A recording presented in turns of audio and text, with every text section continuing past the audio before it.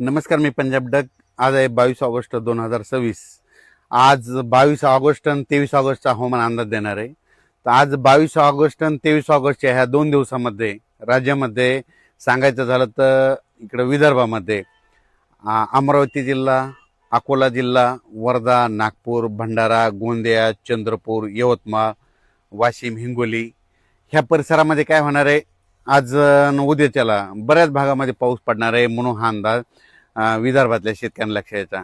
त्याच्यानंतर खास करून जे वंचित भाग राहिलेला आहे पाऊस वाचून, तर धाराशिव जिल्हा, सोलापूर जिल्हा, त्याच्यानंतर लातूर जिल्हा, त्याच्यानंतर बीड जिल्ह्याचा काही भाग, पाटोदा आष्टीचा, त्याच्यानंतर इकडं परभणी जिल्हा आणि जालना जिल्हा, नांदेड जिल्हा ह्या भागात देखील म्हणजे आज 22 ऑगस्ट आणि 23 ऑगस्टच्या दरम्यान आज दुपारनंतर 2:30-3च्या नंतर बऱ्याच भागामध्ये पाऊस दिसेल.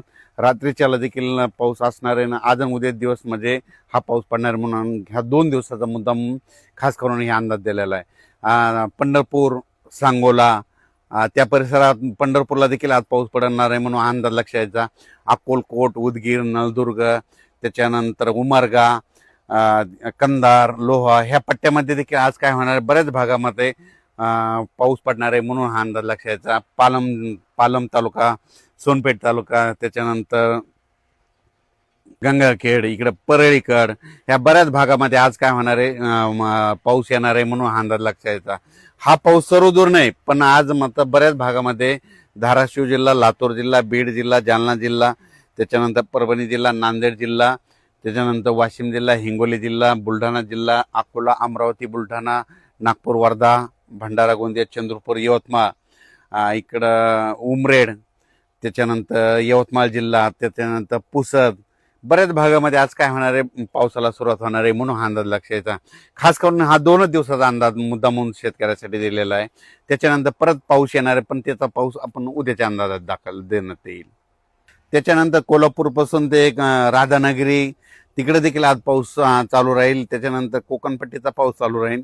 इगतपुरीचा पाऊस सुरूच राहील. इगतपुरीला पाऊस पण जोरात पडत असल्यामुळे नाशिककडे काय होईल, सरी येत राहतील म्हणून हा अंदाज त्यांनी देखील लक्ष द्यायचा. इकडं संगमनेरच्या म्हणजे पश्चिमेकडं त्या अकोले त्या परिसरात सरीच राहतील म्हणून हा अंदाज लक्ष यायचा. म्हणून हा राज्यात आज 21-22 ऑगस्ट 22 आणि 23चा पाऊस सगळीकडे पडणार नाही, फक्त विखुरलेल्या स्वरूपाचा पडणार आहे म्हणून हा अंदाज लक्ष यायचा. कन्नड आणि सिल्लोड, संभाजीनगर जिल्ह्यामध्ये तिकडे देखील आज बऱ्याच भागात दुपारनंतर पाऊस येणार आहे म्हणून हा अंदाज त्यांनी लक्ष यायचा. धन्यवाद.